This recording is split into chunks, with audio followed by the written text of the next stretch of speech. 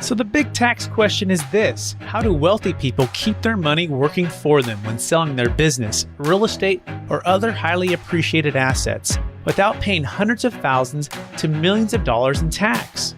What if we, as business and real estate owners who have poured blood, sweat, and tears to growing our wealth, and who didn't hire expensive tax attorneys and CPAs to map out an exit strategy, knew their secrets? Instead of recreating the wheel, why can't we just model the way they deferred 30 to 50% in tax, paid off debt, funded their next business dream, and most importantly, leave a financial legacy to give to the causes we believe in most? What if their secrets weren't complicated at all, and you just need a guide who is a few steps ahead of you? That is the question, and this podcast will give you the answers. My name is Brett Swarts, and welcome to Capital Gains Tax Solutions. Welcome to the Capital Gains Tax Solutions podcast, where we believe most high net worth individuals and those who help them struggle with clarifying their capital gains tax deferral options. Not having a clear plan is the enemy, and using a proven tax deferral strategy is the best way for you to grow your wealth. Hey, I'm your host, Brett Swarts. In each episode, I'm joined by some of the best financial independents and passive income wealth advisors in the world, where they share their ideas, deal stories, and inspiration. So together we can make complex tax deferral strategies simple and passive income plans achievable. Hey, so our guests are back. This is Joey and Russ with Wealth Without Wall Street. You may have heard it on the first episode. It was a shorter episode.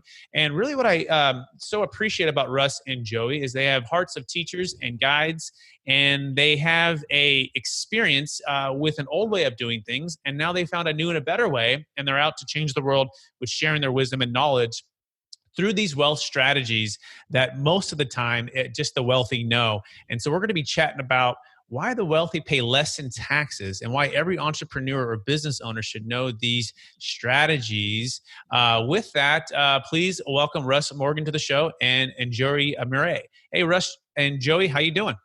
We're good. Now, Doing great, I will man. say, Brett, as we are talking today, I will correct you in your introduction that we actually are going from the old to the new, back to the old. And most of the strategies that we use are actually the strategies that have been used for hundreds of years. It's just of the last probably 20 or 30 that people have come across these new, what they would assume the traditional way, but we typically refer to it as the typical way. But it's really the old and tried and true is what we've gone back to. And it's shocking that if they're still around, there's probably a reason and they're working well. I love that. And I love to dive back into that. Right. So new opportunity for the listeners, but it's an old tried and true strategy, which has been proven for hundreds of years. I love that. So we can dive that in a minute here. But Russ, would you give us a little bit about your background and your current focus? And then Joey right after that. Okay. Yeah. Well, outside of telling you everything my mom would be interested in, I'll just tell you that I made a lot of mistakes in the financial industry from '04 to '08. And that learning lesson has propelled me ever since. I started hanging around people who thought outside of the box. I mean, anybody familiar with the Matrix? I had been taking the blue pill for a long time, and then all of a sudden I took this red pill, and it opened up and expanded my mind to things I never thought were possible. And it has created a really neat opportunity in our personal lives, but also as we watch and champion our clients who are leaving corporate jobs and are taking on entrepreneurial ventures and are seeing their family having a lot more flexibility and success because they're pursuing the one asset and the one investment that they can count on, and that's themselves. And we're big champions of that. Love that. And how about you, Joey? Yeah. So my background was in the mortgage business for 11 years. And if anybody has ever been in that sort of a role or any other where you're 100% commission, building wealth is kind of difficult because you never know what you're going to make from month to month. And what I found is that I wasn't really satisfied with the 401ks of the world and kind of putting money away, hoping that it grows, not investing in things that I knew and understood, but just kind of like assuming that that was the only thing to do. And so I met Russ in 2009 and started to implement some of the very same strategies that he's talking about, the old tried and true things that shockingly still work today, and started to see a dramatic shift in my thinking first, and also in just the way that my family was able to benefit. And I said, man, this is something special. Like, this is something that people need to know. And quite frankly, Russ, you're terrible at teaching them. So I need to get out there and help. No, I didn't say that. I did say, I want to join you in this mission because more people need to know about it. And really, we just need to add one more person to the Army. So started that in 2014, and we haven't looked back. We've expanded every year because there, quite frankly, are a lot of people searching for alternatives and they just don't know it exists. And so that's what Wealth Without Wall Street's really about, is introducing and educating people to alternatives, which, as Russ mentioned, really starts with you and how you think. And so, yeah, that's our main focus right now. I love that, and really, the hero is each of the clients and people we get to serve, right? And it's their story. And we mentioned a little bit about story brand, how we're both fans of that before the interview. And I can't help but think that it truly can empower the individual once they have this information, once they have this knowledge, to live out their dreams, right? And have more time, more freedom, right, with their family, friends, whatever it might be, or to pursue a business opportunity that they've been wanting to do. But if they don't have these wealth strategies, then it's hard to do that. So we're going to dive into that in just a minute. But I believe that we're all given certain gifts in this life, Joey and Russ. And I'm curious, what was that one gift that you were given? Maybe you identified it when you were a kid or your parents did. What is that one gift that you were given, and how does that help how you help people today? Well, I think. Oh, you're going to go. Okay. Yeah, I'll go Go first. for it. I don't ever like to let Joey go in front of me, but so if I have a gift, and I have few, if they do exist, and more flaws than gifts, but I will say that early on I identified with the ability to influence, and I think that influential nature, whether it was when I was in high school growing up and I would go to my friend's house who was trying to sleep in for the day, like, no, dude, we got to wake up. Let's go play home run derby out on the ball field. Or whether it was when I was in college and I was working in restaurants trying to make money to help pay for things. And I was, finding other servers to help take care of my tables and to take stuff around. Or that when it came to us getting the financial industry and helping people like see that there is a better way. Like, you don't have to go down this one track that everybody else is going down just because they're going down it.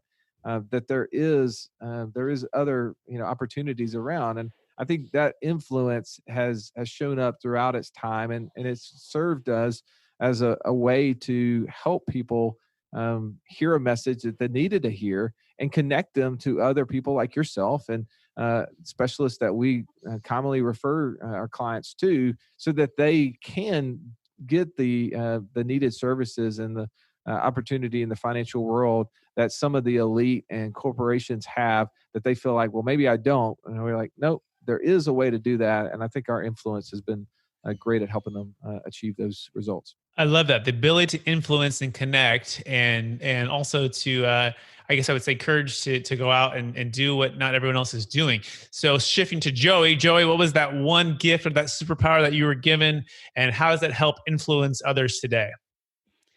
So I would say I am just naturally a connector. I love to connect the dots for folks whenever I see something I love or that I believe in, and somebody that has that gap or that need. Always been in that kind of that connector kind of position. That's really what we do today. But I think even deeper, I would say I've been given a calling, and that's more of impact. Like Russ and I have actually talked about this quite a bit. That what would drive somebody to leave, making over $300,000 to start from scratch, and it was because it's not ever been about money for me. It's been about impact. Like, where can I be useful? And where can I have the biggest impact? And so being in the mortgage business was great. I loved it. I was excellent at it. But I knew that there was something more that we could be doing at Wealth Without Wall Street. And so anyways, as I just kind of look back over my life, I just follow anywhere that the Lord provides an opportunity for me to have impact. And so Absolutely. that's my calling. Thank you so much for sharing that. And I couldn't applaud you more, right? Using the gifts you've been given to be a blessing to others and to make an impact, and being a connector is a gift that can help do that. And you guys are doing that. So that's amazing. So let's dive into why do the wealthy pay less in taxes, and why every entrepreneur or business owner should know about these strategies. So let's start with Russ. Russ, what's the best kept secret to why the wealthy pay less in taxes? Well, Robert Kiyosaki has a book called The Cash Flow Quadrant. And I know the three of us have probably all read that book several times. There is specific benefits given to those who have either businesses or are pure investors. They get to write off different items and report their income at a level at a much lower rate than the guy who's on the street, who goes to work 40, 50 hours a week, works really hard for his money as an employee, ends up paying, if he really is a highly paid employee, ends up paying somewhere between 40 to 50%. Then he decides to move on to become a technician and create his own business. So he becomes self-employed, and then he realizes he's paying somewhere between 40 and 60% if he's in the highest income bracket. And what the rich and the wealthy know is that being business owners, not self-employed, not employees, or being investors and making money passively are taxed in a much lower bracket. And I think there's many things, but that's one of those that I have seen and observed that has helped me understand why our clients should be looking for ways outside of Wall Street to grow their wealth, because there's so many different ways to reduce their taxes. And ultimately, it goes back to not how much money you make, but how much do you keep. So well said, and such a good reminder to go back for the Rich Dad Poor Dad series, the Cash Flow Quadrant, and remind ourselves of why we're business owners or why we own real estate, and all of the amazing tax legal loopholes that are provided to help us create and preserve more wealth so we can make a bigger difference in the world. Joey, to you, what is the best kept secret for you why the wealthy pay less in taxes? Okay, so we could go really, really big picture, or we could get pretty granular. And Russ always gets mad at me because I go straight to numbers all the time. But I'm going to give you one thing that I think has blown my mind lately, and that's just in the last few years we've implemented these things personally with our tax attorneys that work with us. And one of those is this very simple concept called the dwelling unit rental concept. So if you are a business owner and you have an S corporation that you're operating under, so this has something to do with your corporate structure, but having an S corp, this goes back to the what they call the Augusta rule. Back when Eisenhower was in office, he had all these buddies down in Augusta, and they said, you know what, we really want to rent our homes for the masters, right? But we don't want to have to pay tax on that. What can you do?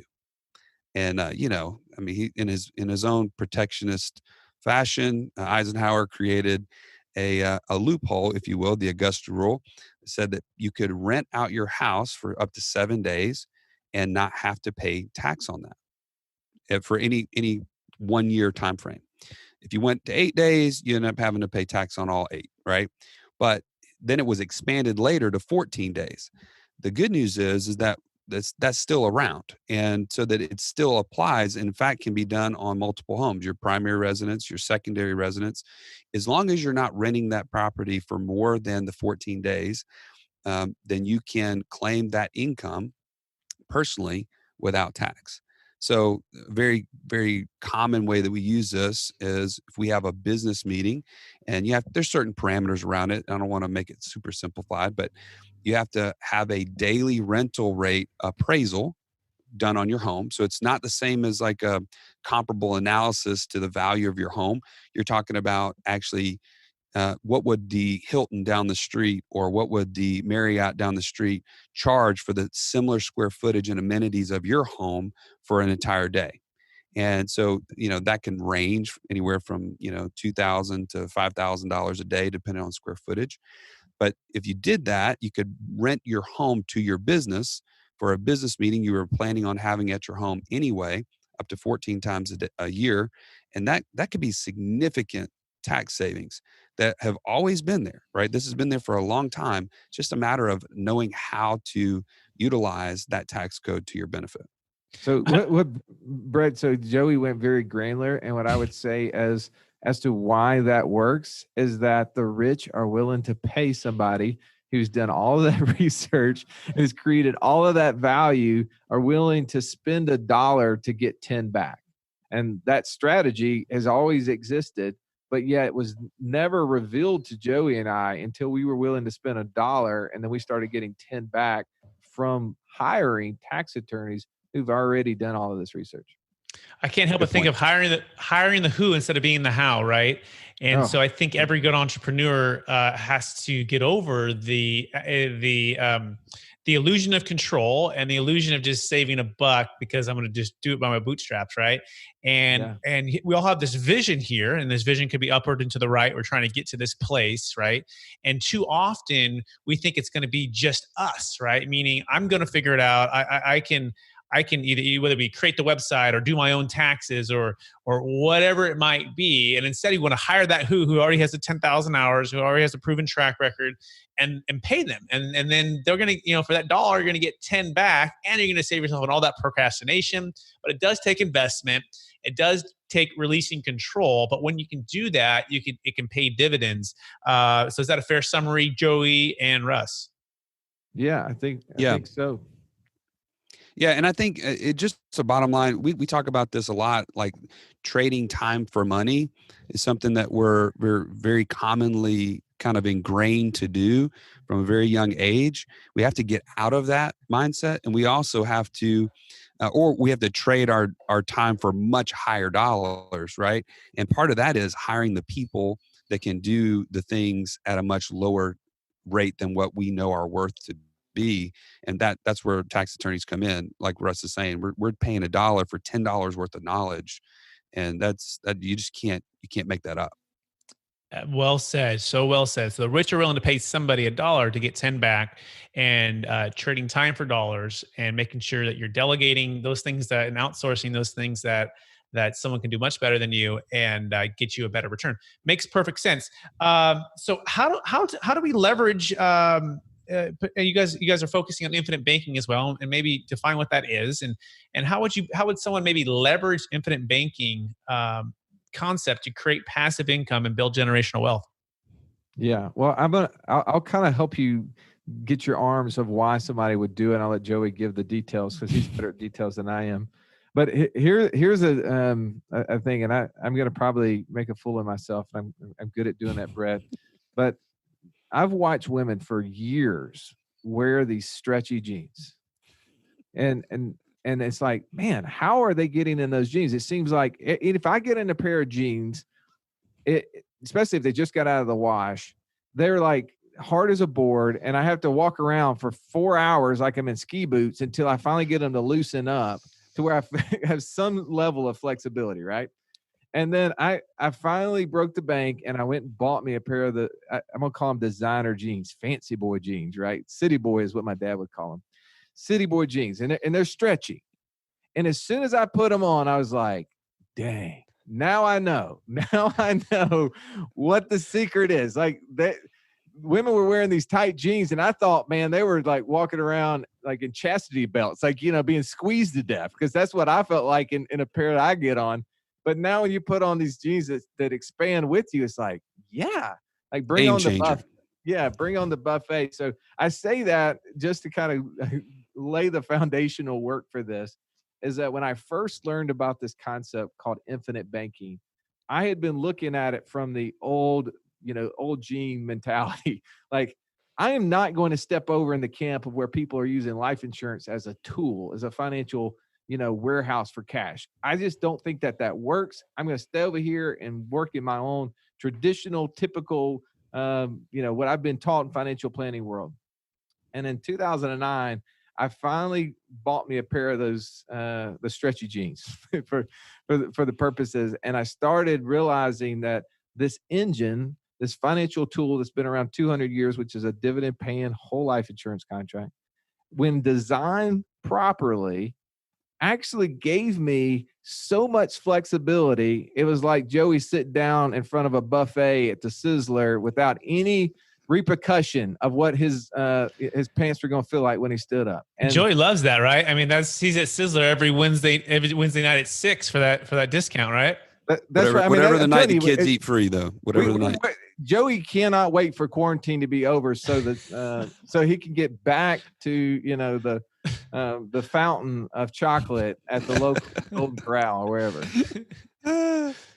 Yeah, I mean, bottom line is infinite banking has this really kind of mystical idea attached to it. Like this it kind of conjures up this idea, infinite banking. Oh, it's got to be something crazy. At the very bottom line is just like what Russ said. Everybody's been used to using those really stiff jeans. That's your savings account, your checking account. They're like, yeah, if I could find something better than this, that'd be great. Like I don't know anybody, Brett, maybe you know somebody that they're putting in and they have hundreds of thousands of dollars sitting in his checking account and they're excited about it. Not one. They're always kind of ticked off about it. Like, I wish there was something else that I could be doing with this money, but I don't want to put it at risk. I don't want to put it into the market. And I don't know exactly what I want to do with it. So I'm just going to leave it here. And every day that goes by, they know that they have termites in their wallet. Literally, inflation is crushing them because that checking or savings account is earning nothing. But infinite banking just replaces that. And it's this alternative you've always been looking for. It's a dividend paying whole life insurance designed for cash. It's not there primarily to handle the death benefit issue. Most people think life insurance, they think protection only. This is the opposite perspective of looking at it from a cash perspective and then saying, okay, now how do I utilize this policy to borrow against it? I collateralize it. I use it just like I'd collateralize a home or whatever. Use the cash to go and invest in the things that create passive income and financial freedom today. And so at the very base level, we're replacing cash. But the bigger thing, this is the cool thing that Russ and I have developed and realized over the last several years, especially, is that it's not about the policy. It's about how it makes you then think. We recently had a client on the podcast, and what he told us is he said he went from a mindset of just putting money away and hoping that something works out and not engaging in the process of seeing his money do things, to the now he's got money in a policy. And he said all it was doing was begging him to tell him what to do with the money. So all of a sudden, he had to really educate himself at a high level on what he could do with that money. And it totally changed the game. Now his mind is expanded to see things from a totally different perspective. And now he's on track to get out of, quote unquote, the rat race and have more passive income than monthly expenses as a result of taking control and expanding his mind. So did the policy do that? No, it's a product. But the product led to the process of really changing his entire outlook and subsequent financial future. Thank you for sharing that. And my mind is exploding right now. I hope our listeners are too, with the possibilities and just the curiosity of what this means. To be honest, I come from a commercial real estate background and I'm a commercial real estate investor. And like Joey, maybe like Russ, in the old days, the old genes were like insurance, stocks, bonds, mutual funds. Like, yeah, those are, you guys can go wear those tight jeans that don't really move. We want depreciation. We want cash flow. We want opportunity to control our wealth and grow our wealth. But that being said, there's also some challenges, right, with the 1031 exchange. And I can't help but think of the analogy there with begging you to spend your money, right? When you're in a 1031 exchange, guess what that tax man is doing? They're saying, hey, 30 to 50% is going to be wiped out in depreciation recapture. Not unlike you can dive into to Russ's story when his wife sold the dental practice here in a minute.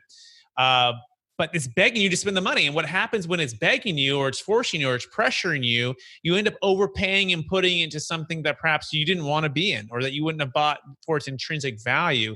So I think that's so true. If we can change our thinking and provide a vehicle which gives us freedom and flexibility and to get to buy or invest whenever you want to, and take that pressure off. I mean, that's at the heart of, I think, everybody is liberty and freedom to do what they want with their wealth when it's best for them based upon their needs and their lifestyle.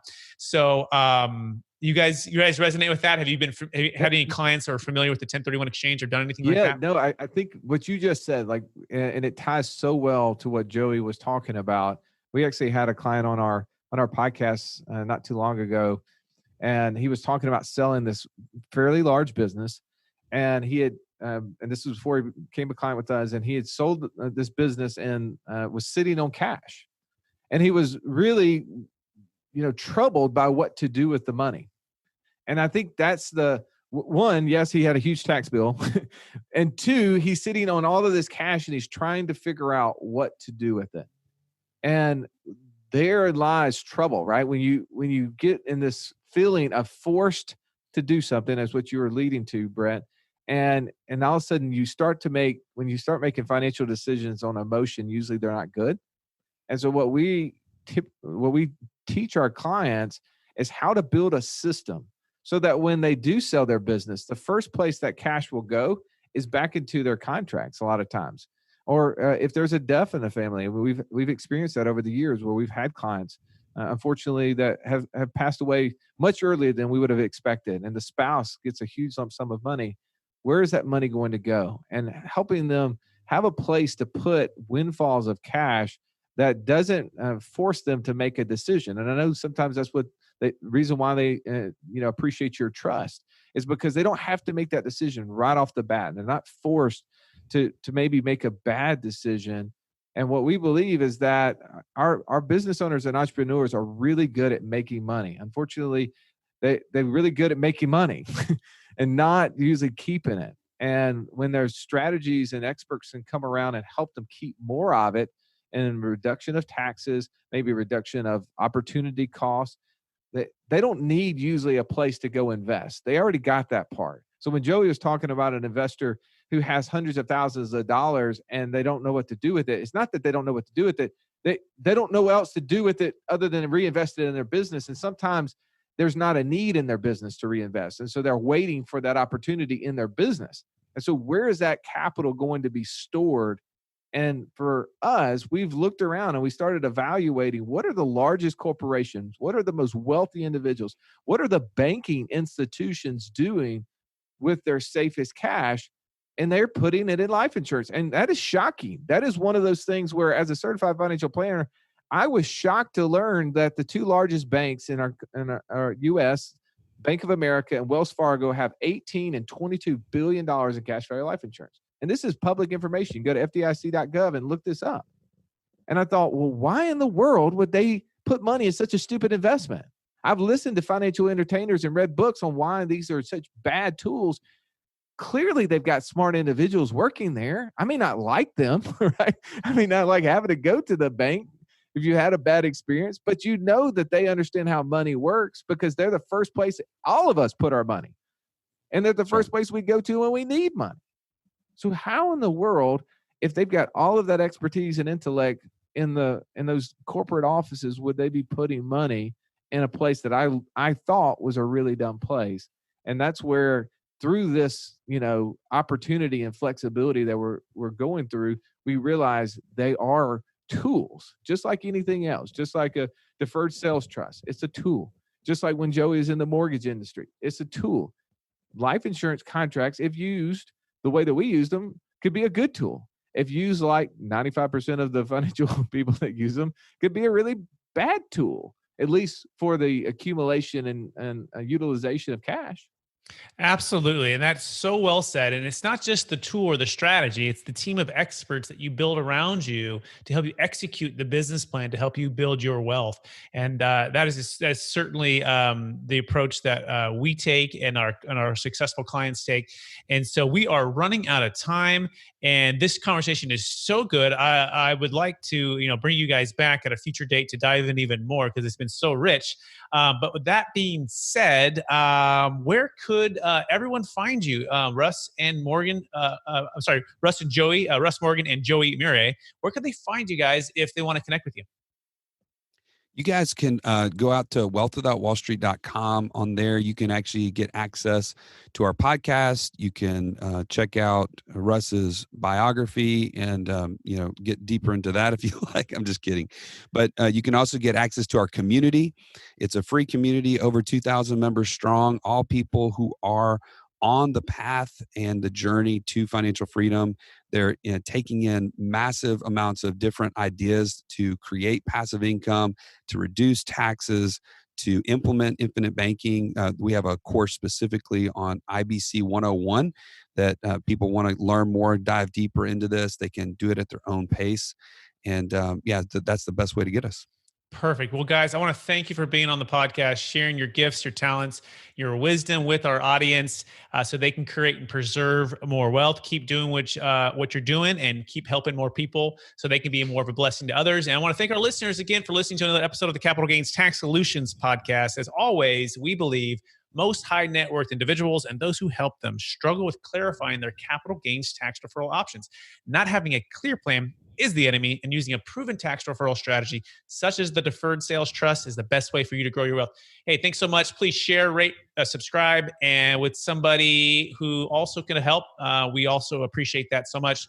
And with that, we wish you well. Bye.